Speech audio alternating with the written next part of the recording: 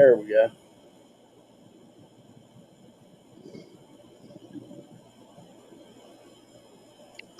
Good evening, everybody. Welcome to Country Boy Conversation, and we have a special guest tonight, Mr. Justin Decker. How you doing, Justin? Pretty good, guys. How's everybody doing out there tonight? Oh, I'm doing fine. Good, Nice good. nice day up here. I mean, it's a little warm, but up here in It's Morgantown, West it was Virginia. pushing 90 today up here in the Smoky Mountains, so it's Oh, been a warm hot one today. yeah. Do you guys get the humidity like we do up here in West Virginia? That. It depends on where you're at. So when I'm at my campground, I live in a campground up in the Smoky Mountains. It's usually not quite too bad with the humidity because I have some elevation. Yeah. But when I come down out of the mountains and hit the big towns, Sevierville, Pigeon Forge, and all that, that's not quite high up. It gets pretty muggy. It does. Yeah. I think the farthest I've ever been is Elizabethton, Okay. Tennessee. Yeah. Yep. Yeah. Yeah, I've been there. Beautiful place. Yeah, you can see Yeah. the Absolutely mountains. gorgeous. Yeah, Hmm. yeah, beautiful Oh yeah. place. Well, That's why I Justin, ended up here, and I don't plan on leaving. I tell you what, I love it here. It's gorgeous country. The oh yeah, people are fantastic. I don't plan on leaving if I can help it. I hear you. Yeah, it's really wooded down there too. Hmm. Yeah, it's cool to see it. Like around here we live. Everybody lives down in the hollow up here in West Virginia, Sure. and then Yep. you get down to Withville. It's like you're going all down the whole way to Withville. Then once you get to Right. Withville, it straightens up when you hit the interstate towards Tennessee there, and Yep. then you get in the mountains again. It's really beautiful place down that way. Oh, absolutely. Absolutely. Well, Justin, you want to let everybody know about you and uh, Sure. All right. jump into some So my name. stuff Go ahead. and jump into the whole jungle thing. Sure. No problem. For y'all who don't know me, my name is Justin Decker. I currently reside in the Smoky Mountains of Tennessee. I was born and raised in Columbus, America, missionary parents. The first 10 years of my life down there, a good portion of that was in the heart of the Amazon jungle. I lived in the South America till I was about 10. So I was either in the jungle or I was up in these mountain areas. So I grew up uh, out in the middle of the Amazon. Two of my best friends growing up were Indians, and we couldn't speak to each other at all, but we still got along and hung out and played and did all of our daily stuff. From there, I moved to the Upper Peninsula of Michigan, where my dad was born, and my family was from up there. Lived in the woods up there for the most part. We had 5 acres of our own land, and we built a summer Bible camp up in the middle of the Upper Peninsula. We had about 80 acres up there, and that was 100% wooded. It was old logging company, so it wasn't virgin forest. Hmm. We had about 20 acres of that was cedar swamp with a half-mile riverfront, and the rest was a mix of ponds and deciduous. From Upper Michigan, I moved to Florida, and from that time I was an adult and been all over the place, and now I'm settled up here in the middle of the Tennessee. So I've kind of You've been been all around. around. You've been all Yep. around, man. Yeah, I bet there's a big jump Hmm. from the Amazon jungle to the cold Hmm. like that up Michigan, Yep. and then back down to Florida. Yep. It's like I tell people, I went from, the equator to the frozen tundra. No doubt, really, that's the truth. What Yep. was it like? And it was. What was it Go ahead. like growing up in the jungle? That had to be a different experience. Well, it's interesting because for me, it was a normal experience because that was my life. Yeah. You know, I had come to the States a couple times for my mom's had some health issues. So we had come to the States. And every 4 years or so, missionaries do what they call a furlough, which is basically they leave the mission field and come back, and they travel around to the different churches that support them and put on presentations and that kind of stuff. So I'd been to the States a couple times, But the jungle in Columbia was always home for me, right? That was home.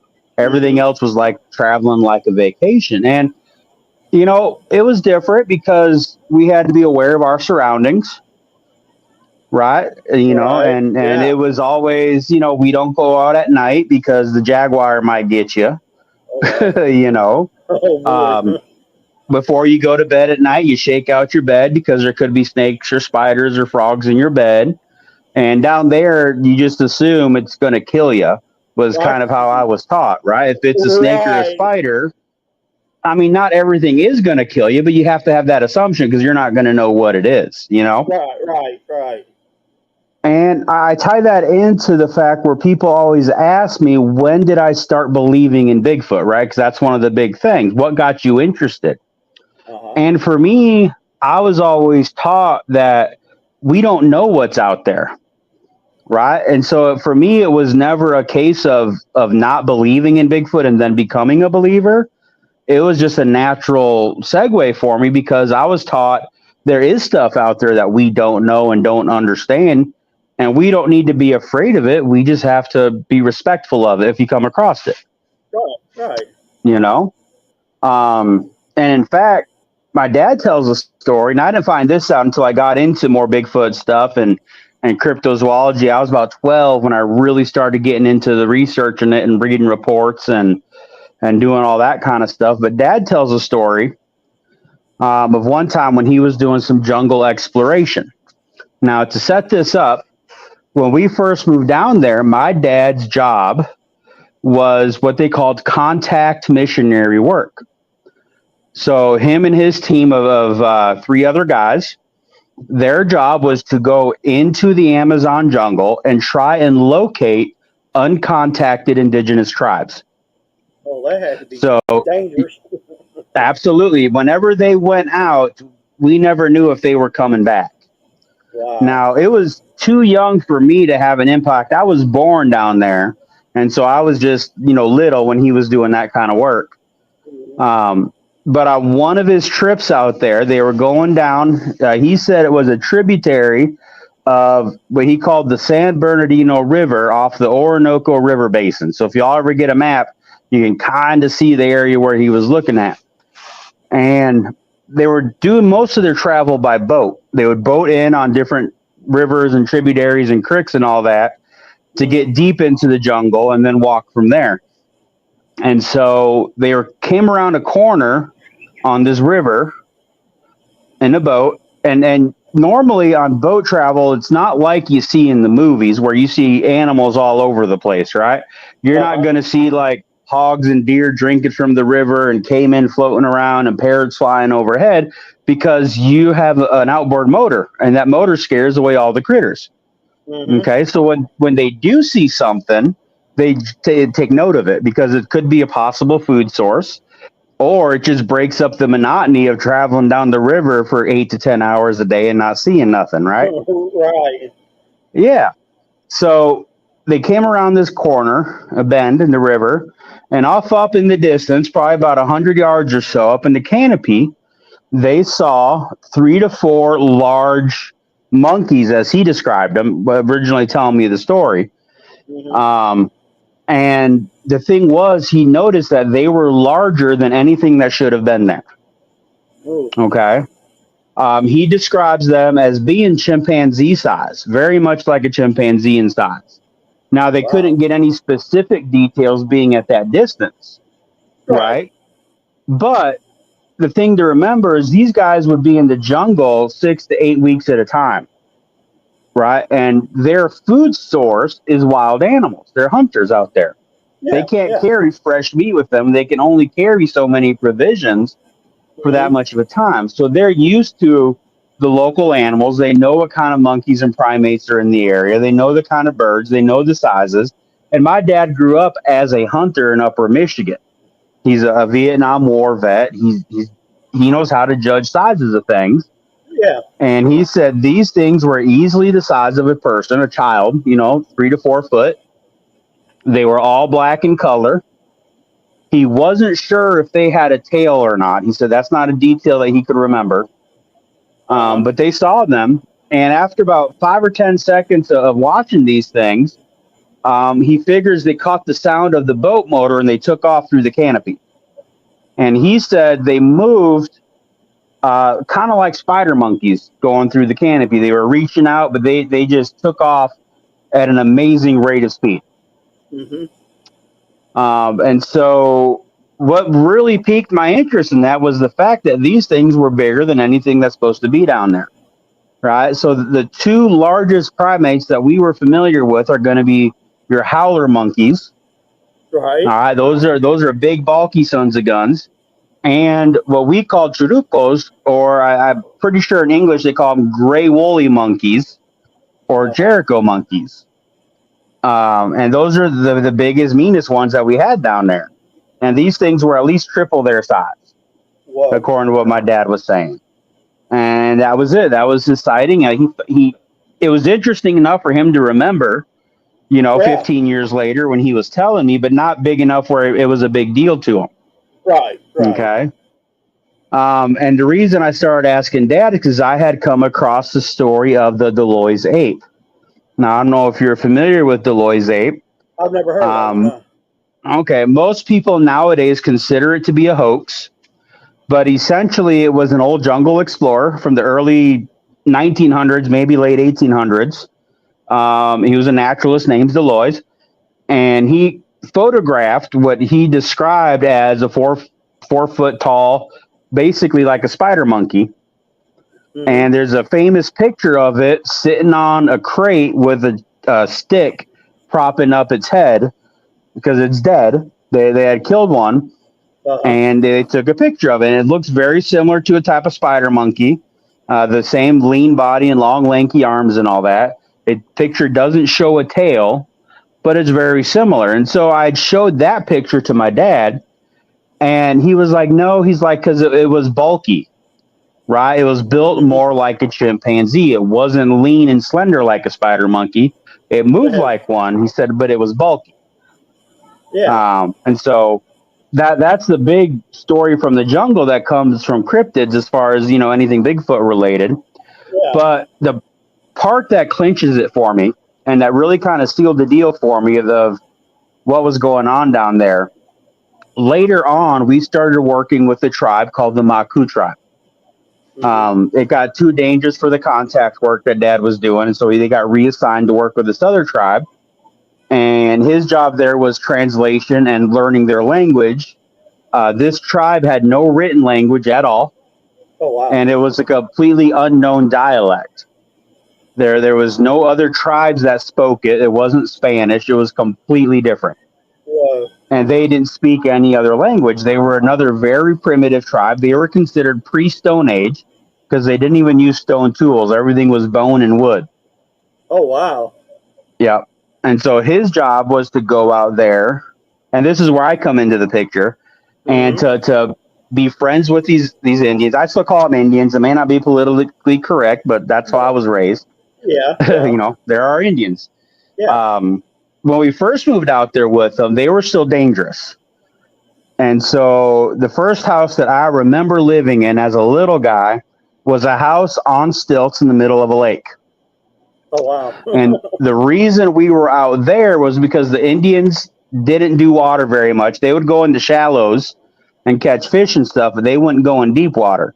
They were afraid of caiman and anacondas and stuff like that on this lake, so they wouldn't go out there. So we were safe. We were far enough out where their spears and blowguns couldn't reach us, so they couldn't kill us out there. Mm-hmm. And then the men, my dad and the other guys, would go to shore to interact with the tribe when they were there. And then they would leave, the wife and kids, me and mom and all that, out at the lake house. Yeah. And eventually they became friends enough with them where the danger really wasn't there as much. So we moved into the heart of their territory in land, and they built an airstrip and built a house, and that's where I grew up in that house. That tribe, once they learned the language enough, was able to communicate with them and told the story of a creature that they called Nimit. Nimit? Okay. Nimit, yep. Oh, okay. Nimit was about man size, so about 5 foot tall by the Indians because they were a shorter tribe. In the daytime, Nimit would sleep in hollow trees in the jungle. Nimit was about 5-ish foot tall, all covered in hair. His hands hung down past his knees, and he walked on 2 legs. Okay. Now, Dad used to describe him when he was telling the story as like the Tasmanian devil, right? Because if you remember the cartoon, Taz, the Tasmanian devil cartoon, he walked upright, his hands hang down low, and he was covered in hair. So that's how Dad described him. But he would come out at night, and that's when Nimit would hunt. And if he caught a person away from the safety of the village, or in this case, the fire, because they didn't have villages, they were nomadic, he would catch that Indian and would kill them and basically drain their blood and leave them for dead. Oh, wow. Now, the Indians that we worked with were not a very superstitious tribe. They didn't have deities, they didn't have gods, they didn't really do much in the way of spirits and animism and all this kind of stuff. They were very much, this is the world we live in. Okay. Yeah. So to them, this was a real creature. This was something that they were afraid of and that they had encountered, over the years. And to me, that's just another description of another Bigfoot type creature. That's what if you look at, you look at the behaviors, the coming out at night, nocturnal, and a danger to humans, and sleeping in hollow trees during the day. I mean, it all makes sense as a living biological creature. Yeah. And I always kind of tied the two together. My dad's sighting of these creatures and this story. It was a different area of the jungle, but it was still the same type of critter. Yeah. Yeah, it oh, you're all right. Yeah. It does sound like a Bigfoot. Like, what is the one that they call from South America? I can't never remember pronounce the name of it. It's a smaller Bigfoot. The smaller Bigfoots that come up from South America, they say. I don't know, because there's a lot of different regional ones. I know the most famous one would be the Brazilian Mapinguari. And that's from Brazil. But a lot of researchers think that is going to be more of a ground sloth type creature than a primate from the descriptions and its behavior. But I know that there's so many different ones. There's ones that are supposed to be high up in the Andes Mountains and, different regions. Central America has their own. Everybody has their own stories of these, especially in the jungle. Yeah. Anytime you have large woods, you have mountains, and you have few people, you're going to have legends of hairy hominid creatures that they're there, Yeah. I mean, it's amazing, though, that, them people that have lived there for God knows how long, probably since the beginning, And to have a story, I mean, it does sound like Bigfoot. I mean, it sounds like identical. Yeah. And so for me, I mean, like I would come out and say I have never had an experience that I could ever say was Bigfoot. I won't say that because I've never had. Yeah. But I'm a firm believer in these creatures because of basically this, right? So my dad had an encounter with something that was larger than it should have been in the area. And then the tribe I grew up with, we were the only white people that they have ever talked to at that time. Wow. Right? I mean, there was no interactions with other white people except for, I would clarify, I would say they probably had some raids on some jungle towns or cocaine growing operations that were in the jungle, things like that. But that was their only contact with the outside world. Yeah, so they wouldn't have known how to describe a Bigfoot. Not at all. Yeah. Nope. In fact, and I find this interesting in my research, the Indians that we worked with couldn't even really see pictures. If you showed them a picture of something, they really couldn't identify what was it, even if it was an animal that they knew. Like you showed them a picture of a macaw or a parrot or something, they couldn't identify it because their brain couldn't translate what the picture was, because in their world there was no pictures. That's crazy. That's They had amazing, no, ain't it? yeah, they had no writings, they had no drawings, they didn't do hieroglyphs, they had nothing like that. The most that they would do would be like face painting designs on each other's faces. Yeah, yeah. But that's not flat, right? That's not 2D. That's still 3D on their face. So Right. yeah, they couldn't even identify pictures. Yeah, I mean, they still say they're finding new species of animals and plants Oh yeah. and fish still in the Amazon. I don't think they'll ever Oh, figure everything out. listen, I can guarantee you, I have seen and experienced animals down there that maybe 5 or 6 other people have ever encountered in their lives, and those are Wow. the other people that lived out there with us. I guarantee it. Guarantee it. Do you still think there's tribes that we'll never see that Oh they yeah, I haven't know. found yet? Yeah, I know there is for a fact. The main tribe that my dad was trying to find when he was doing his contact work was called the Hadawa tribe. That's what their name for him was. And they never found them. They Wow. found their village one time, and that's a whole other story. Uh-huh. They were doing contact work, and they knew the region to look for by stories from other tribes that they knew that talked about another tribe that lived deeper. And that's how you find uncontacted tribes. You talk to the tribes you do know, and Uh-huh. they'll tell you their legends and stories of other tribes, right? Hmm. And so they were out there, and they knew they were in the right region. They finally found a trail that was being used through the jungle, and they were following it. And there's a whole process to it I won't get into, but eventually they came up to where they could see the top of a building through the trees, and Hmm. they know they were too close at that Yeah. point. And my dad and his companions were afraid for their lives, so Oh, they I could ran imagine. back to their, yeah, they ran back to their home base and locked themselves up for 3 days in their safe room. Wow. And nothing ever happened. Nothing ever happened. So eventually they decided to go take a look, and they got close enough, and they found the, so basically it's a big pavilion is what they use for their village, and in Colombia we called it a maloca, and it's essentially a big pavilion made out of jungle materials, and I mean big enough to house like 60 people, right? It's Yeah. massive. Yeah. um and so they got out there, and it was completely abandoned. Wow. It was completely abandoned. They found a fresh fire pit, like a campfire, like somebody had been out there probably watching them, Uh-huh. and some half-eaten fruit on the ground, but the entire village was abandoned because they got too close and scared them, and they went deeper into the jungle, and nobody's ever found them. Wow. That's So there are, amazing. yeah, there are definitely tribes out there people have never seen. Yeah. That's amazing. I Hmm. mean, that's a vast place. I mean, and it's Oh all yeah. jungle. Yep. And people don't realize it's not like the movies, right? You're not just strolling through the jungle. Hmm. Okay. There's times where dad be talking about they're going through the jungle, and they have machetes and they're hacking their way through, and you'll turn around and see where you started that morning at the Oh, end of the wow. day, because Wow. it's that thick and that tangled.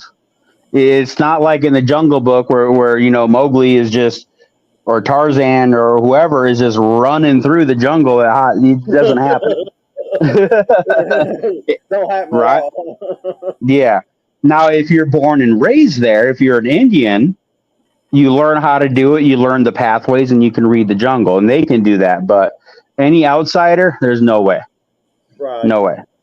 Dad would Wow. say it could take you 3 weeks to hike a 3-hour helicopter ride.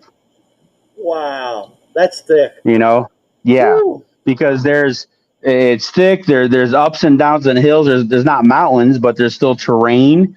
There's creeks, there's streams, there's full on rivers that you just don't know the terrain because nobody's been there. There's no maps. There's no roads through there. There's nothing where they were at. Yeah. Aussie Sue. Hey Sue. She said a friend in Guam told her when she was on holiday there a few years ago that her dad and others do a food and supply drop to a certain island where no one is allowed on because of the natives. I guess they Sure. must be still, they don't like people. Well, that and a lot of them are protected. One of the issues that my family had and the missionaries had was anthropologists claiming that we were subverting their culture and all this kind of stuff by doing the missionary work. And I understand where they're coming from, right? Because as a missionary, you are out there, and the eventual goal is to bring them the Word of God and the Bible, for salvation. That's the point of missionary work, right? To teach them your religion. But for one, we were nowhere near that stage, right? We were still learning languages and trying to figure out how to write what they were saying. But eventually, they got forced out of there by anthropologists and stuff like that. And I totally understand the need to protect their heritage and their culture. Okay. Exactly. Yeah. But at the same time, they were having more outside influence because at one point, let me tell you how the tribe was broken up. There was family units. Mm-hmm. There was bigger clans. And then there was the tribe as a whole. Okay.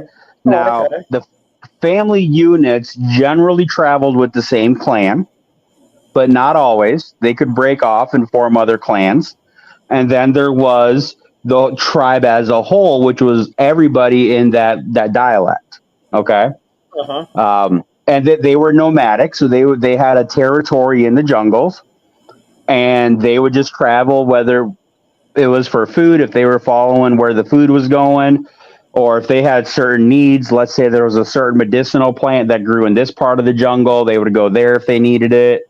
If they needed material for their blowguns or their spears, which was very specific kinds of trees, they would travel to where those were. So they were nomadic. They traveled where their needs took them.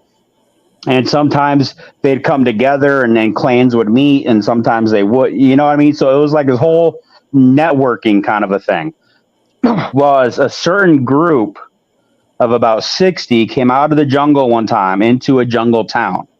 And you can actually find this. This is documented. They've done a documentary series on it and all this kind of stuff. They call the tribe the Nakuk Maku. It's Nakuk Macu. And this tribe basically came out of the jungle to try and live in this town. And as you can imagine, it didn't work very well. No. A lot of them were because they have no concept of a town, no concept of money, no concept of paying for things, nothing like that whatsoever. And essentially, they set them up on like a reservation, and they were poor people because they didn't have anything because the jungle had always provided what they wanted. Right. Well, according to these anthropologists and documentaries, this was the last of the tribe and all this kind of stuff. And the reality is it wasn't even close. It was one small clan, and they ended up being ostracized from the rest of the tribe because of what they did. Yeah, because they went into the real world, I guess. Exactly. Yeah. Yeah. And they were completely out. Now, we were still down in Colombia at that time. We weren't in the jungle anymore. It had gotten too dangerous, and so we were living out at the school base at that time up in the Andes. But there were still some Colombian missionaries that were out there doing some work, and so we'd hear reports from time to time. And this whole clan was completely ostracized from the rest of the tribe because of going out like that. So you can look up and you will see stuff about this tribe that we worked with, and you will hear the evils of us missionaries and all the stuff that we did. I'm sure, yeah. Right. When in reality, it was the people were the civilized jungle town, and the anthropologists that are the ones that really damaged that section of the culture. You know? Yeah. My family, like the Indians, invited us to live in their territory. You know, and my dad and his guys asked them, where do you want us? It wasn't a matter of us going out there and pushing ourselves on them. They invited us out. They came to visit us. They knew where we were. And they would come see us when they wanted to, and they would leave when they wanted to. We were not pushing our culture on them in any way, shape, or form. Right. you know. Right. And you know, I grew up with some of these kids, and they were like my best friends out there, Right. you know. Right. And I learned their culture. It wasn't about them learning me; I was learning them. I mean, I grew up, and my parents had to keep clothes on me Right. because this tribe, their only sort of clothing was a little loincloth for the men. It was a little grass skirt that only covered their front half. Yeah. Yeah. And I was forever trading my clothes for stuff, Right. you know. And my parents, my only rule was I had to keep my boots, Right. right? Right. I had to keep my snake boots because that kept me safe when I wore them. But Yeah. other than that, like I was trading. Do you see little Indian boys running around wearing my shorts or my shirt or, you know, whatever? And here I'd come with something new, a bone flute or a couple more arrows or darts for my blowgun or whatever, you know. Right. Right. So, Yeah. but it was absolutely fascinating. To me, it's how life should be: simple, natural. When you're tired, you sleep. When you're hungry, you eat. You hang out with your family and your friends. It's hard life because you're always having to do your own, getting your own food, and but you know you have your hunters out there and they'd go do their hunting, and then you'd have your gatherers who know where the fruit was and they'd go pick the fruit, and everybody just kind of did their own thing as a community, and then it worked. It worked, Right. you know. Right. Right. Aussie Sue said the same here in Australia. We still have our First Nation mobs, as Hmm. they're called. There's hundreds of different tribes all around Australia, and all different languages. Not all of them speak the same. Yeah. Exactly. Yep. The closest they could find for this particular language was actually an Asian base. Is Wow. eventually what the experts discovered, was that it was more Asiatic in language formatting than anything else. And the Indians themselves have a very Asiatic look to them. Our tribe, Uh huh. they did not look like they were Spanish, or you know, a lot of times they have a distinct Mayan or Aztec or Incan kind of look to them that we're familiar with. Uh huh. These were very slender built, very fine featured, very Asian looking. Wow. So yeah, That, and deep in the heart. yeah, that's awesome that you got to grow up around that. I know it's probably hard times at times, but that's awesome. Yeah. Well, thankfully, at the time I was so young and I was taught to be so flexible that I didn't realize the danger that we were in or the very hard Right. times. It was just like, this is just another day and now we got to do this or we got to do that. My parents were very good at shielding me from a lot of that stuff. I won't say sheltering me. I would say shielding me, right? Yeah. Because Yeah. I still knew there was stuff going on and I understood danger and certain things, but I didn't understand the extent of all the stuff that we had to deal with. Right. Right. Well, I mean, as you guys being your mom and dad being missionaries, they Hmm. they they probably had to learn the other culture first. I mean, to Yeah, learn their absolutely. culture before they went into the whole Bible and religion thing. Oh yeah. I mean, to Yeah. this point, and I'm 41 years old now, right? To Uh this huh. point, their language really has never been officially set down, and only partially written out phonetically, even not even as a language. Wow. So you know, this is the work of decades and decades, and that's as far as they've got. And a lot of that has to do with the fact is they did have to pull out. A lot of people are familiar with the turmoil that was going on in Colombia in the 80s and 90s with the Yeah. Yeah. communist guerrillas trying to take over, and that was more dangerous to us than anything else. Was those Yeah. people, and then the coqueros, the cocaine growers Oh down yeah. there were also the two main dangers that we had. And those are the ones that eventually pulled us out of the jungle. The government did because they said it was too dangerous for us. And, you know, that's a whole other set of stories I can get into the danger Oh, we had to deal with that, you know? oh, I could imagine. Yeah. Yeah. But there's some fun jungle stories. Um, my dad tells a story one time about a town we used to live in when I was barely crawling. So I don't remember it at all, where we had, he called it a big iguana, is what he called it, would come out of the jungle and kill the chickens and eat the chickens. Oh wow. And I said, Dad, how big was this iguana if it's coming out and attacking chickens and attacking the flock? And he says, "Oh, it was about 6 or 8 foot and stood probably about 1.5 feet off the ground when it was upright." And I was like, "Dad, that's not an iguana." um, No. and yeah, and he said, "Well, it looked like a big iguana. He was just really big and fast."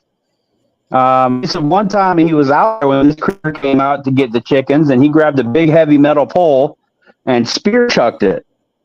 He Mhm. spear chucked that critter, and he hit it in the head. Now, my dad was a very fit, strong man working in the jungle like that.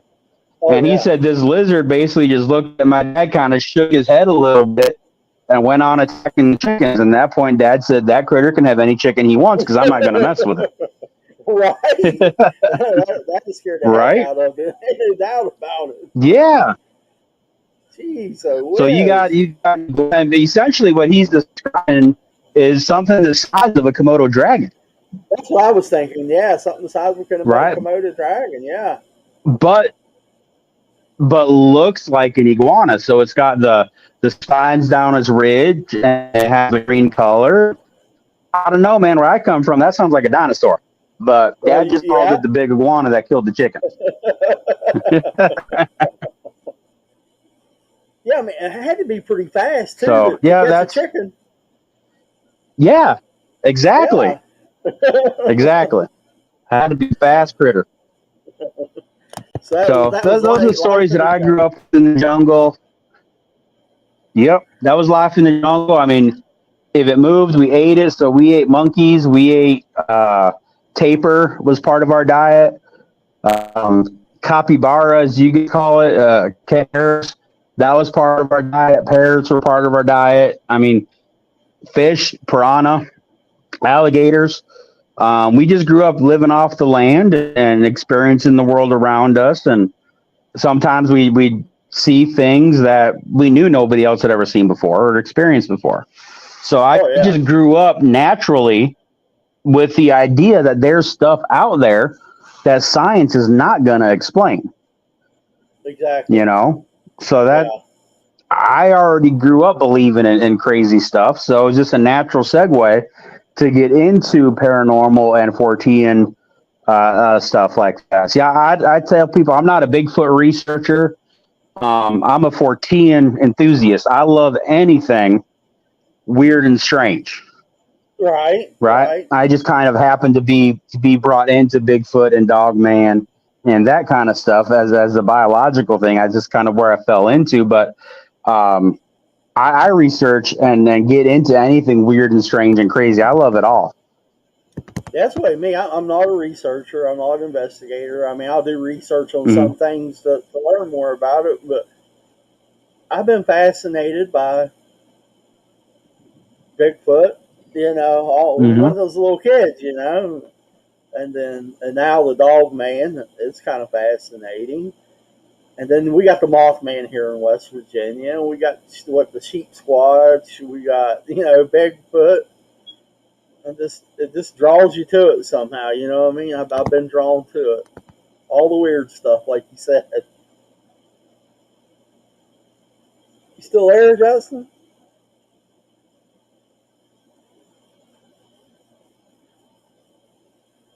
I think he froze up on us.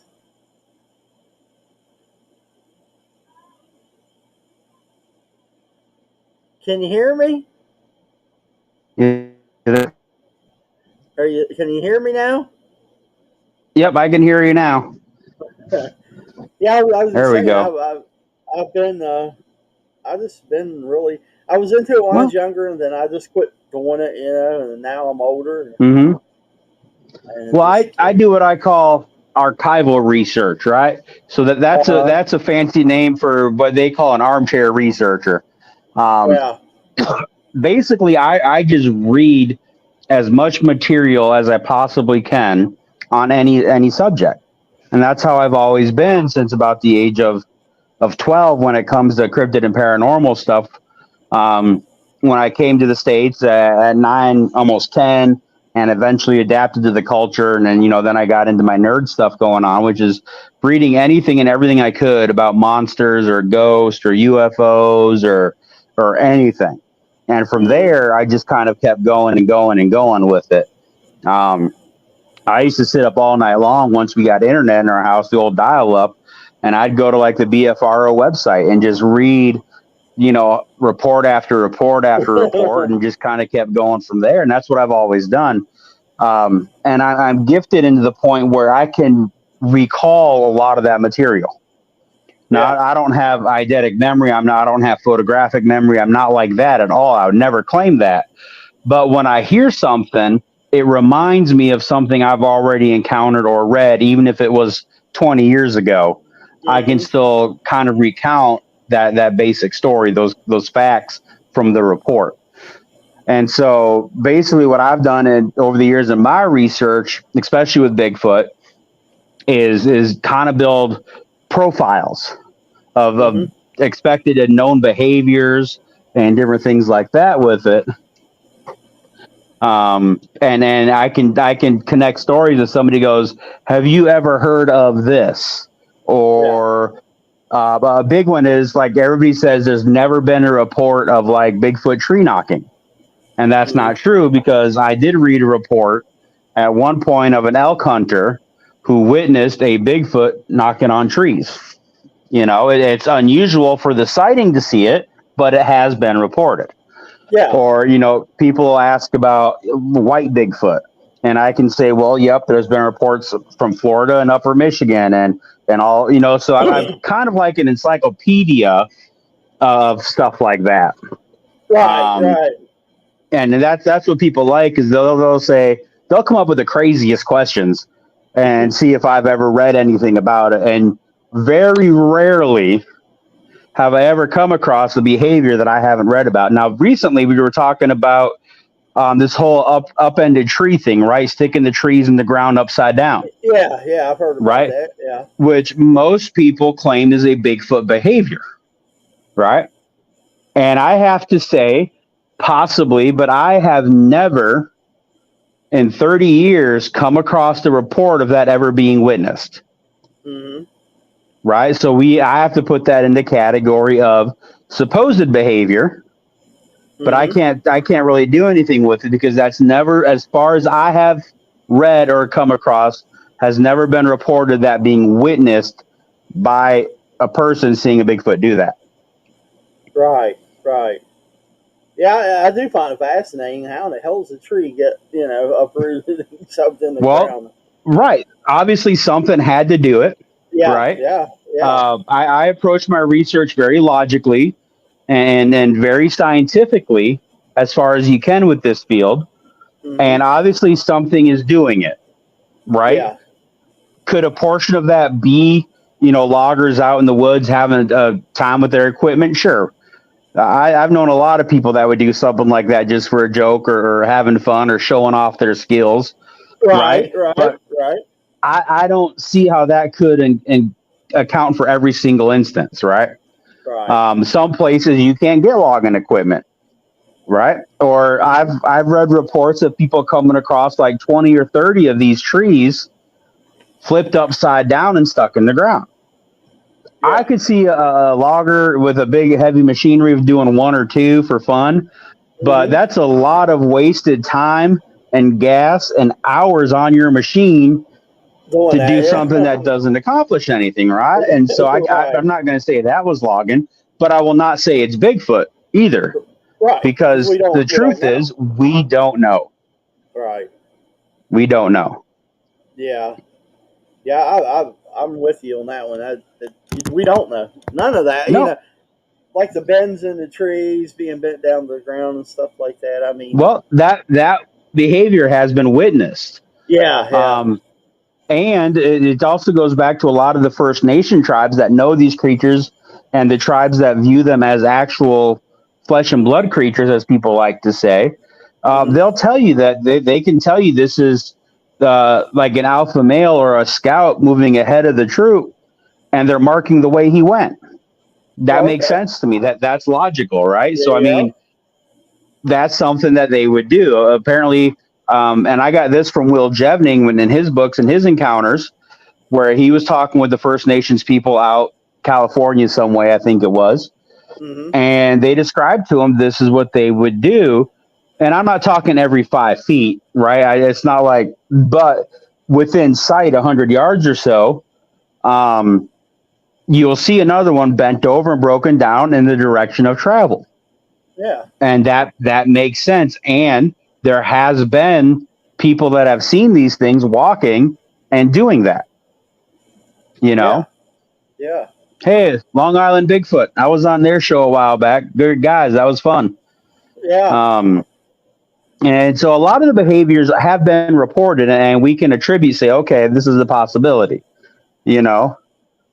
And that's one of them. The tree. Now, I'm not a big fan of a lot of these tree structures that people keep talking about. Mm-hmm. And the reason being is because we like to attribute like what they are. Oh, it's a hunting blind. Oh, it's a nursery. Oh, it's a this. Oh, it's a that. But we don't know. Right. Right. And people say, oh, it's a shelter. I'm like, it was 4 logs stacked up on a tree. That's not a shelter. Yeah, you know? Yeah. People attribute high intelligence to these creatures, which I believe they have. Mm-hmm. But then they'll say something like these 4 logs was at shelter. And I'm going, if this critter is as intelligent as we say it is, 4 logs are not going to be any type of shelter for it. No, it wouldn't even be much. They wouldn't be covered very much if that was shelter. Right. It wouldn't be a hunting blind. It wouldn't be anything like that. So, yes, these things would have to manipulate their environment in some way, given the fact that they're primates and we believe they have high intelligence, right? So, them building a shelter makes sense to me. Gorillas build ground nests, right? Yep. Chimpanzees will fold leaves together and make a nest in the trees. It's known behavior. I would expect the same thing out of them, just maybe more elaborate, right? Yeah. But I can't see every time I see 4 trees in the woods, I'm going to call it a Bigfoot shelter, Right. or a Bigfoot sign, or a Bigfoot structure, or whatever we want to call it. You know, I think one of the biggest things that's missing in this field and all paranormal investigative fields, whether it's cryptozoological or ghost hunting or UFOs, is critical thinking and discernment, right? Everybody always wants it to be what they want it to be, right? Every Bigfoot hunter wants stacks of trees to be Bigfoot signs. But unfortunately, I just don't see that. I think we need to have a little more discernment when we're looking at stuff, because the reality is all you can say is that some tree stacked together, and I don't see how it could be done. That's a fair statement. Yeah. Right? Well, but if you don't see... Go ahead. I know growing up here in West Virginia, you know, before them new blinds come up that you can just throw up, we built our own little, you know, out of sticks and logs and stuff, you know, to you know, hide ourselves when we were deer hunting and stuff. I'm sure, you know, even as kids, we went out and built cabins and stuff in the woods, you know what I mean? Sure. Yeah, I mean, growing up in the jungle, half my playtime was building forts. You know what I mean? Right. And that translated to the same thing when I moved to Upper Michigan. We had 5 acres of land. During the summer, I was gone from daylight to dark except for doing my chores. Out playing in the woods. And I was building forts and I was building debris huts, I guess they call them now. Back then, it was a ground fort, you know? Right. I was calling squirrels to me and birds and rabbits and just being in the woods doing wood stuff because that's where I was most comfortable. Right. And so I look at a lot of these shelters and I go, why does that have to be Bigfoot? That's ridiculous. Mm-hmm. Or the same thing, it's 3 trees. It's not a hunting blind. If this thing is 10 foot tall, 5 foot wide, you know, 800 pounds, 4 trees is not going to break up its you know, features enough to make it a hunting blind. So I just think we need a little more discernment out there. And that's not to say, like I said, these things don't do that. I firmly believe they would have to do that just by the very nature of what they are. Yeah. But again, I'm not going to my city park and going, there's 4 trees blown over in a teepee structure. Right. Obviously, that was Bigfoot, you know? Right. Yeah. People need to really think logically when they're out doing that, you know. Yeah. And yeah. Yep. And Well, that's in anything. Well, I know you're down in the Smoky Mountains now. What kind of crazy stuff have you found out down there? Oh man, there's some good ones. I'm part of a research group called American Sasquatch Research, and we do a lot of stuff here in the Smoky Mountains. I don't get out in the woods. I have heart failure, so I'm kind of limited. But I still take a lot of their information and data, and we discuss stuff and go back and forth. Yeah. And I think the greatest report that I've gotten from this area, if y'all know the Gatlinburg area, you've heard of Cades Cove. Cades Cove is an 11-mile loop that was one of the last known inhabited areas in the Smoky Mountain Park. And it's a beautiful wildlife place. It's like a big valley surrounded by mountains. There's a couple streams that go through it. It's where people go to see bears and deer all the time. Last time I was there, we saw like 37 deer and like 9 bear. Okay. Oh, yeah. Yeah, right. And we got a story of this older gentleman and his wife, probably in their 70s or 80s, driving through early in the morning, right when the gate first opened up. And it's an 11-mile loop, but there's 2 or 3 like gravel roads that go off, and you can get to the other side of the loop as a shortcut. And there's a couple other ones that you can just go down that go to like a primitive church or that kind of a thing. And they were down one of these cutoffs, and they were going over a stream, and they looked over, and there was a Bigfoot squatted down in that stream. Okay. God. Yeah. And so they stopped and they looked, and this thing stood up and turned around and faced them. Now they don't know what it was doing, if it was getting a drink or maybe trying to catch some fish or crawdads or something like that. But it turned around to face them. Now, this was an older gentleman, salt of the earth kind of guy. And he said, when that thing turned around, I had to grab onto my wife and keep her from running out the car, because she got excited because this thing's manhood was so big it flipped around with him.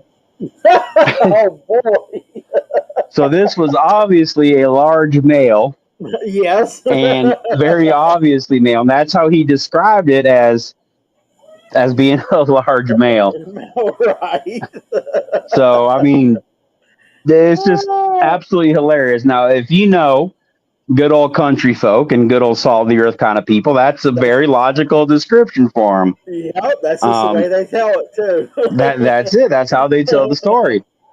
And so that's a great story out of Cades Cove. And I like that one because of a couple different things. It's a huge tourist area. I mean, if you try and go to Cades Cove during the season, it might take you 4 hours to drive the 11-mile loop because it's so packed with people. Oh, right? Wow. Yeah, but it's gated off at dark. And it doesn't open up again until dawn. Okay. That's weird. Well, it's because it's for safety. I mean, there is wild animals in there. Well, yeah, you can get out and walk all over. There's hiking trails, there's waterfalls, there's old buildings, the old cabins from the settlers that were there for hundreds of years. I mean, it's all there.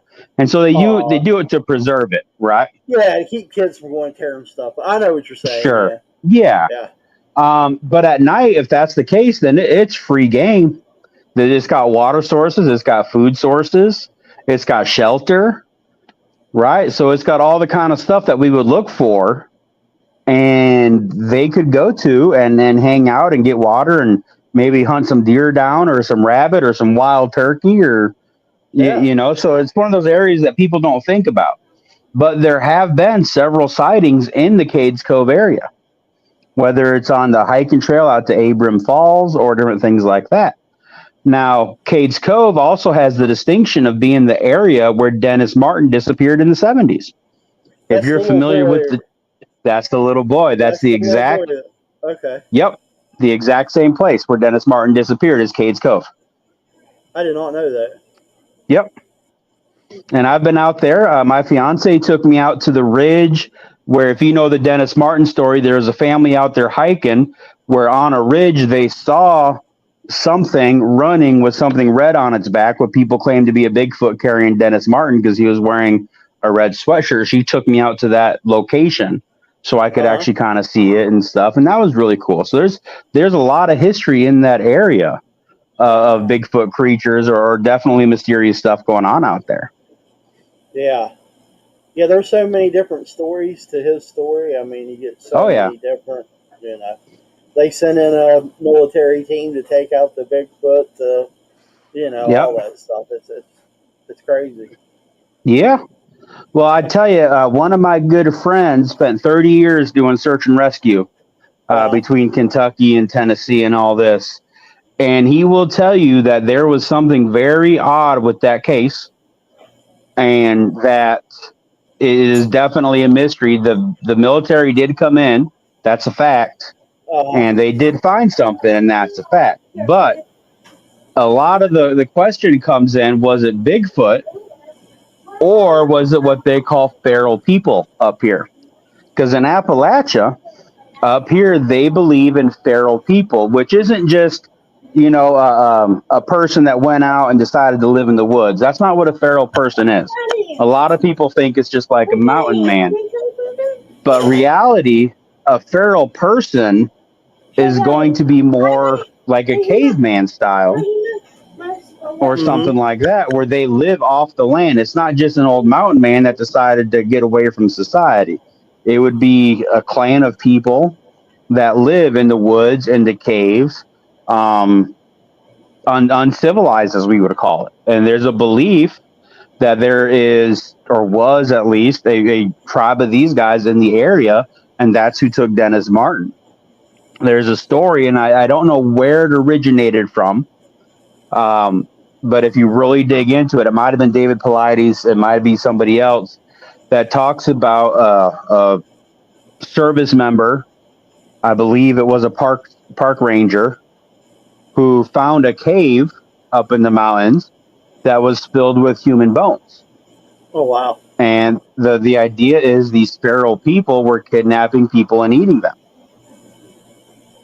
So there's that twist to it. We just don't know. That's another instance where people claim it was a Bigfoot thing, but the reality is we don't know. Yeah, because I mean, we just don't know. So many variables right there. Yeah. Yep. Yeah, I mean, I've heard of the feral people thing. You know, I mean, I've met some people here in West Virginia that live up hollows that they never come out until fair time or, you know, or grocery time. It's just the way they are, the way they grew up. They don't have electric. Mm-hmm. They use the creek as running water. You know what I mean? They still got outhouses. Sure. It's just the way, but see, they live. To me, that's not what a feral person is going to be, though. Yeah, you know, a feral person is going to be. I like it in like caveman style, right? Not a First Nations tribe. Yeah. Because I believe First Nations tribes, I mean, they're very civilized. They have a culture. But I think feral people are literally animalistic. They live as animals. Yeah. You know, and then it's really hard. I've done some research on feral people, and it's really hard to wade through because you get a lot of Bigfoot stories. You get a lot of, you know, this guy was a hermit and disappeared into the woods kind of a thing. There's a lot of these other stories. So to try and figure out which ones I would actually classify as feral people can be difficult, but they are out there. There are reportings of people and multiple sightings at one time, like 2 or 3 of feral people being seen and being interacted with. So it's definitely a fascinating aspect of it being up here in Appalachia, and one I want to try and dig more into as I can and get more stories from them. You know, growing up in Appalachia, you know, I've lived in it my whole life. We get strange stories about all kinds of stuff, you know. Yeah. It's the oldest. Isn't the Appalachians the oldest mountain range, like in the United States? It is. It absolutely is. If you're looking at it geologically speaking, they say it's the same as the Scottish Highlands. It's the same mountains that came up before the continent split, and so it's considered the oldest land. And they have some very intense stuff that happens out here. I've got a researcher friend of mine from West Virginia, and he was up this way at Klingman's Dome, which is the highest point in the Smoky Mountains. Mm-hmm. And the Appalachian Trail runs right along it. Well, there was some visiting Bigfoot researchers from a conference, and they met up, and he took them out there, and they were up there at night, and they were just kind of walking along a little bit of the AT there, the Appalachian Trail, and the fog kind of came in. It's the Smoky Mountains, right? So you're going to get the fogs coming in all the time. Yeah. Right. Well, the fog came in, but in the fog surrounding them was what they called fairy lights. There was green and blue and yellow and reds, and they weren't fireflies because they shone. They didn't blink. They were just shining all around them in this fog. That's crazy. And then eventually the fog bank left, and the lights left with it. They didn't have a light source. They weren't using flashlights. They were Bigfoot people, so they were out there, and they were dark, you know. And it was just something that they experienced out there. Who can explain that? That there's no rational explanation for that. There's not. I mean, no, really isn't. But these are down to earth, very solid researchers that were just saying this is what we experienced out there. Yeah. Yeah, I mean, there's a lot of stories from, the Appalachians. I mean, how many? There's a lot of people go missing every year on the Appalachian Trail. I mean. Oh yeah. And I'm sure a lot of that can be chalked up to various environmental causes or missteps and all that, but definitely not all of them. Right. Definitely not all of them, you know? Yeah. Yeah, that's for sure. Mm-hmm. What all you guys got down there? I mean, I know Tennessee, they got Bigfoot, and I've heard the Dogmen are down that way. And yep, supposed to be a big Dogman area, Bigfoot. I get several reports of black cats, like black panthers. I've gotten several reports of those from my immediate area. Within 5 miles of my house, I've gotten reports of black panthers being sighted. Some people are starting to say they're seeing alligators in the creeks up this way and in Kentucky. So that's something new up here. They call them holler gators. Those are the main ones everybody talks about. I mean, you got if you look into the lore of Appalachia, we've got moon-eyed people, which nobody knows what the heck they were. They got the stone giants, we're in parts of Appalachia down this way. All different kinds of stuff like that. And then you have your spooks and your haints and all that kind of stuff that come out, you know. So it's absolutely fascinating. Talking to the people that live out here, that live back in the woods, and you'd be surprised how many of them have a story of something strange or something weird, you know, and I absolutely love it. See, up here, they don't want to talk to you. Like, you know what I mean? They don't hear either. It's the same, but once you become friends and they kind of trust you a little bit. Yeah. And they know you're not going to think they're crazy, they tend to come out. One of the things that I like to do is my fiance Jennifer will set up little library lectures, or we'll do a dinner. We'll get a room at a restaurant and say, y'all come down, get yourself some dinner, and then hear a couple of us talk about this stuff, and then tell us your stories. Yeah. And we'll have people come in and listen to us, and then, you know, we'll earn their respect, and it never fails. I'll get all kinds of people coming in saying, I had this experience, I had this happen, you know, and they're relieved to be able to tell somebody that's going to believe them and can maybe give them not necessarily answers, right? Because we don't really have answers, but at least some peace of mind to know they're not the only ones that have experienced this kind of stuff, you know? Yeah. Yeah, we're not going to call them crazy or anything, you know what I mean? Right. You know, like most people. Sure. Do. Right. So when I can lead in with stories of being in the jungle and seeing weird stuff and my family experiencing stuff, and it makes them more comfortable because they know that I've experienced weird stuff too. So I'm not going to call them out and, you know, do anything like that with them. Right. That's for sure. Yep. Yeah, I mean, it sounds like I've seen pictures. I know my grandparents was down there in I don't know, probably the late 60s, early 70s. I remember seeing the pictures, you know. Them driving through the Smoky Mountain National Forest or whatever, and they had the bears and right beside the car, you know. And they had these big lifts that I guess took you down the mountain or up the mountain or whatever, you know. I Oh don't yeah, know that's real exactly big. where. Yeah, yeah. It was the Oh pictures yeah, are always awesome. I never thought to ask them if they ever seen anything down there. sure. And I've read reports of up here we have a overlook. It's called the Gatlinburg bypass, and it basically, instead of going through the town of Gatlinburg, you go up and around at the other side to get into the Smokies. And I read a report of somebody that had parked up there in the winter and were just kind of overlooking and seeing the view from up there because you can see the whole town. It's like a postcard. Yeah. And it was getting dark, and they saw a hog come out on the road because they do have feral hogs up here. Uh huh. And it went off, and then they saw a Bigfoot like came up off the ridge and then down onto the road, following the track of this hog and down off into the brush, just right over the town of Gatlinburg. Holy crap! Yeah, Is that all woods around Gatlinburg? Like, is a lot of? yeah. Well, Yeah. it's the Smoky Mountain. It's the Great Smoky Mountain National Park. Oh wow! So you're surrounded And by yeah, acres. yep. Yeah. Oh yeah. That's, I mean, you have your big town. It's not even big. It's like 6 stoplights. And that's the tourist strip. That's where all the shops and the restaurants, and that's Gatlinburg. But then immediately it ends just like that, and it's the national park. Wow.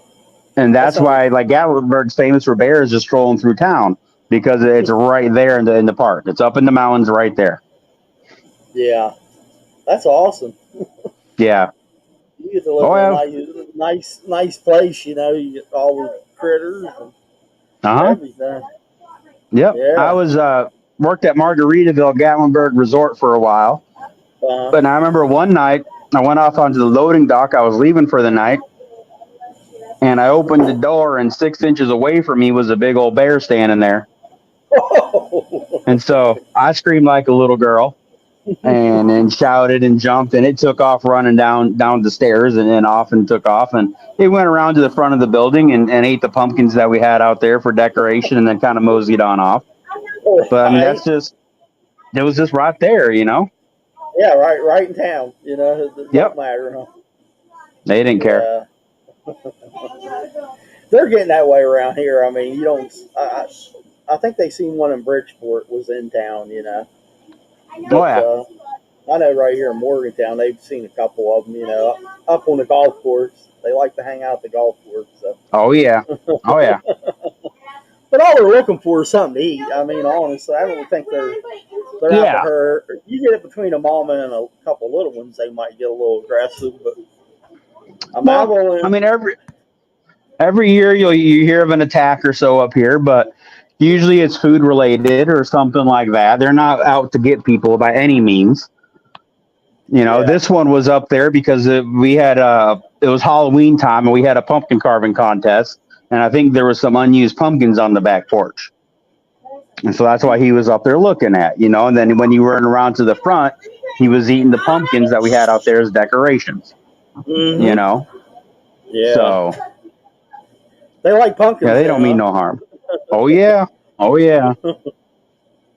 I didn't know that. I didn't know they'd eat pumpkins. Yeah. Oh yeah. Well, they're opportunistic, so they're gonna go after whatever they can that they think is food. Yeah. Yeah.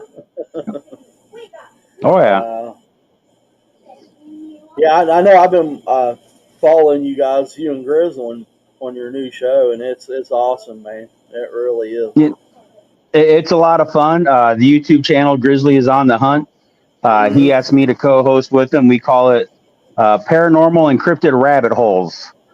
And so we like to come up with subjects and just kind of dive down into it and see what we go through, and then talk to the audience and see what they have to say and their questions, and just kind of dig into some of this stuff. It's been a lot of fun. We've got, I think, 4 episodes that I've been on now so far, and it's a blast, man. We have a great time doing it. I was very honored that he asked me to come on and co-host with him. Yeah, you guys work good together. Yeah, it's been some good shows. I can tell you that. We have fun. I was on his shows a couple times, and we had good chemistry, and we just work well together. Right. And so it was funny because I was actually up in Pennsylvania at the Forest County Bigfoot Festival. I was a speaker up there. Yeah, I seen it. You was going to be up there. I wish I could have made it. It was a good time, man. We had a blast. It was a lot of fun. Daniel Benoit invited me up there. He was the keynote speaker, and they asked him for some recommendations. So he asked if I would come up and speak with them. So I did. And as I was up there, Grizzly was like, "Hey, do you want to like co-host the podcast with me?" And I was like, "Oh yeah, sure. When do you want me to come on?" He's like, "No, you don't understand." He's like, "I want you to co-host with me." And I was like, "Do what?" So we worked out the details and the time and everything, and I've had a blast doing it. It's been so much fun. Yeah, it's an awesome show. Yeah, you guys, I appreciate it. You guys dig really deep. I mean, you go way down the rabbit hole. Well, we try that. That's what I like to do, and then really get into understanding. I'm not a surface guy, you know. Mm-hmm. I like to get down in there and really analyze and look at stuff and apply some logic and just some open-minded logic to it as well. You know, not being too skeptical and being willing to accept certain things and just see how far it goes and what connections there are. You know, it's a lot of fun to do. I think more people need to do it. Yeah, I want. There's one coming the 15th up here in Perryopolis, PA. It's only like an hour from my house. I might try to go to it because I know Daniel's going to be there and Les Odell and two other guys. I didn't really know them. I couldn't remember their names. But I'm going to try to go to that next weekend. Well, I've known Daniel for quite a while. He's a good guy. He's a solid researcher. And I just met Les at the Forest County Festival for the first time. And I really enjoyed talking with him, and he's a good guy too. So good stuff all the way around. I encourage anybody to get out to these conferences and talk to people. And you'll find that most of the people in these conferences, even the speakers, we're just regular people. We're not some big fancy star. We don't think we're anybody special. You know what I mean? We're just guys out there that have a weird hobby, and people like to hear us talk about it. That's about all there is to it, you know? Yeah, I've never been to one. That's why I want to go to this one next week. Okay. Hopefully. Because I've never been to one. I know they're going to do some, talks and stuff like that. I think it'll be interesting. Yep. Yeah, they're a lot of fun. They're a lot of fun. Even... Like I go to them even just as a spectator, just to go and have fun and check out the booths and the vendors and the food trucks and just have a good time. You know, meet like-minded people more than anything. Right. That's for sure. Yeah, I know Les does one here in Morgantown. He'll be doing it, I think, September, I could be wrong, but I know he does one down here. I haven't made it yet either. But I just started going on podcasting here. Last year. So still new at it. Still learning a lot of stuff, I'll tell you that. Man,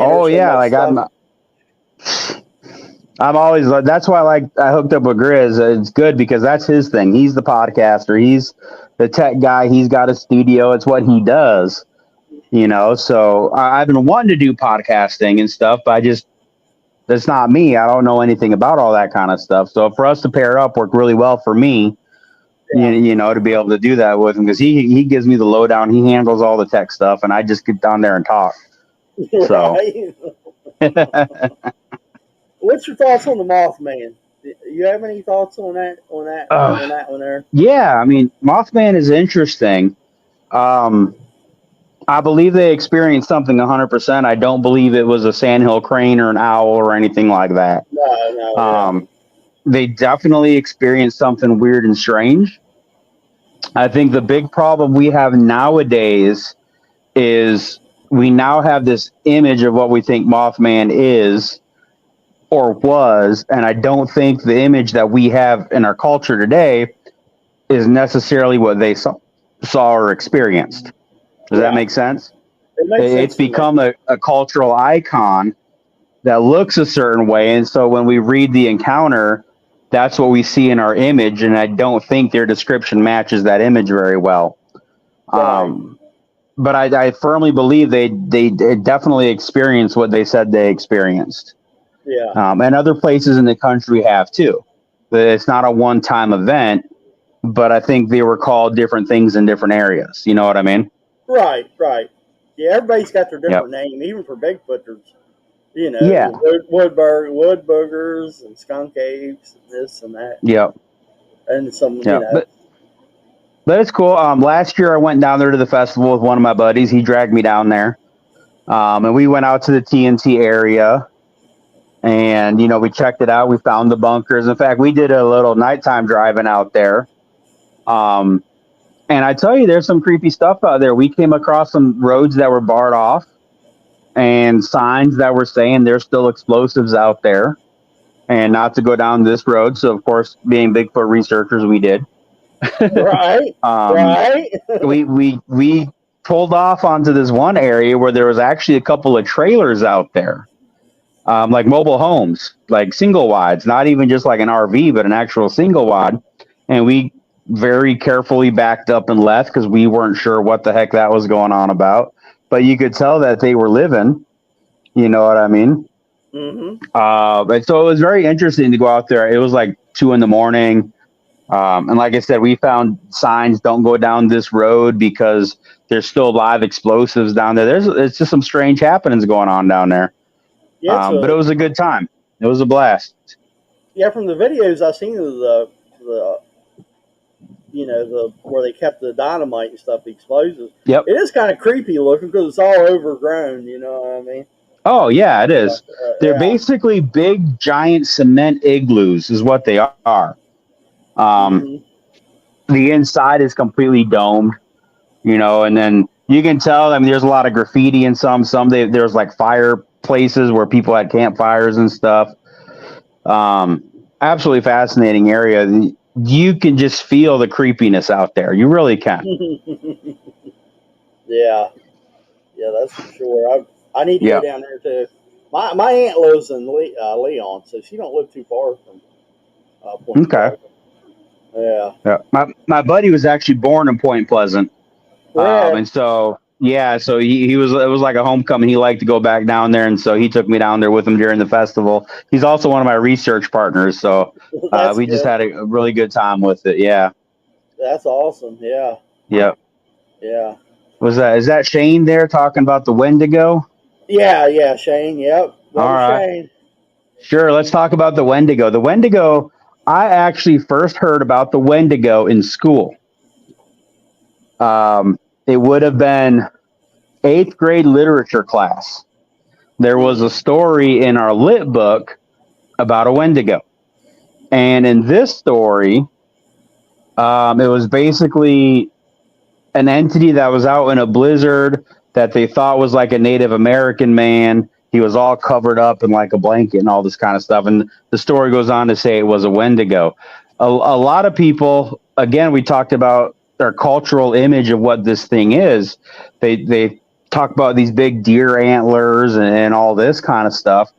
But if you actually look into the lore and legend of the Wendigo, it's not that at all. It's the idea of a Wendigo is basically a person that, for whatever reason, has committed cannibalism. Mm-hmm.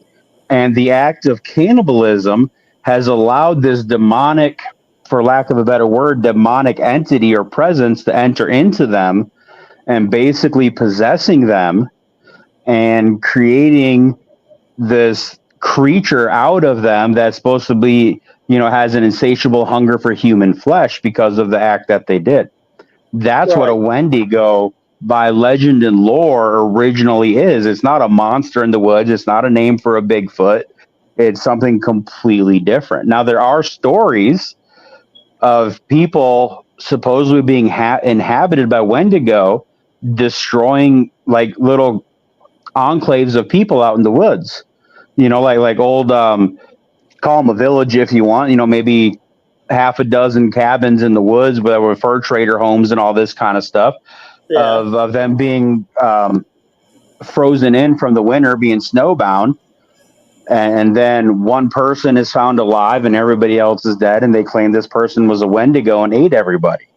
That's where the story comes from, and the actual legend is a spirit that inhabits a person that's committed cannibalism. Now, what I think is interesting is a lot of people don't make this correlation. Is it's very similar in a way to the idea of a skinwalker. Mm-hmm. Okay. And here's my correlation to it. A skinwalker is supposedly a shamanic person, somebody that practices the indigenous magic, but they have to commit an atrocious black magic ritual, and then they are able to transform into various creatures based on what they want to do and how their magic works. That's the origin of what a skinwalker is. They can transform into animals where they have the pelt of the animal and they become this animal, but they can only do it through this extreme, horrendous act. And usually you have to murder a loved one, if it's described correctly, murder a loved person to gain this power. So I think it's a very similar, interesting correlation here where you have to commit an atrocious act and then you become more evil and you get evil power. And I think it's kind of the same kind of thing. I really do. Maybe just different entities with different characteristics, but it still has a very similar basis to it. Yeah, well, cannibalism's been going on since forever. Was it the Mormons that went out west, and then one of the they got stuck out in the middle of the winter, and then they end up having to eat one another to survive. The Donner, the Donner Party. The Donner Party, yeah. It was in my head, I couldn't get it out. Yeah. Yeah. Same basic concept. Yeah. Yeah. Yep. I mean, back then, the Donner Party. You had to do it. You kind of had to do it if you wanted to live, I guess. You know, I mean, there wasn't no help coming from them, not when in snowstorms like that. No, and if you get into the story of what happened with the Donner Party, it was a whole snafu from the beginning where people were not prepared, and then they thought they were taking a shortcut and took a different route, and then they got lost and nobody knew where they were, and just all kinds of mishaps on this whole party. You know what I mean? And eventually it got to the point where to survive, they had to eat the people that were dying. They didn't have a choice. Otherwise, they were all going to starve to death. Mm-hmm. Yep. Erev just said, "He who makes a beast of himself rids himself the pain of being a man." Well, that's a very interesting quote. Yeah, it is. Yep. Yeah. Yeah, it's fascinating, the Native American stuff. I mean, it absolutely. It really is. They got so many different. I mean, from what I can take, from what I've read and everything, like at one time, the Native Americans and Bigfoot was kind of like, I wouldn't say friends, but they lived amongst each other. Yeah. So I think it's interesting because even then, within all the tribes, you have some that looked at them as more mystical, magical creatures, and you have other tribes that looked at them as just another type of person, another type of Indian, just another being. And so I think it's funny when people like to say this is what the Native Americans thought. And you can't do that because each tribe, each region had their own experiences with these creatures. Yeah. You know, and so they have their own legends and their own lore with them. So you can't even put it all together in a blanket and say this is what they thought, because everybody had their own ideas of what they were, just like now. Yeah, exactly. Yeah, every indigenous tribe has different stories of different things they've seen or dealt with. Yeah. It's awesome reading up on all this stuff, I tell you. You can really get down some deep rabbit holes. Whew. And that's what I've always enjoyed doing is I always try and dig one step further and find the connections. I believe everything is connected. I think all the weird, paranormal, Bigfoot, ghost, I think there all is a connection in their own kind of reality in their own realm that we only get to see glimpses of. Right. And when you dig enough, you can start seeing some of these connections. And that's what I enjoy doing. That's what I try and figure out. And it's just more for fun, right? Because we'll never know. There's no way I can prove anything. I'm not even going to bother trying. You know what I mean?